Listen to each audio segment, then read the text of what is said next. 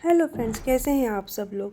तो इस संडे भी मेरा ट्रैक था और हम सब लोग गए थे मोहाड़ी वाटरफॉल। ये खंडवा रोड से थोड़ी दूरी पर जाने के बाद आपको मिल जाएगा। काफ़ी डिफ़िकल्ट ट्रैक था। सुबह तो हमें काफ़ी धूप मिली, लेकिन जैसे जैसे हम आगे बढ़ते गए हमें बारिश भी मिल गई।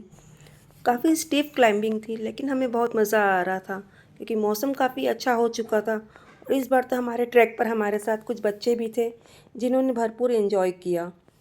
उन बच्चों को देखकर मुझे लग रहा था कि सच में यही सही एज है कि बच्चों को हम नेचर से कनेक्ट करें और उन्हें बताएं कि कैसे हमें नेचर को प्रिजर्व करना है और सेव करना है। चारों तरफ सिर्फ हरियाली ही हरियाली।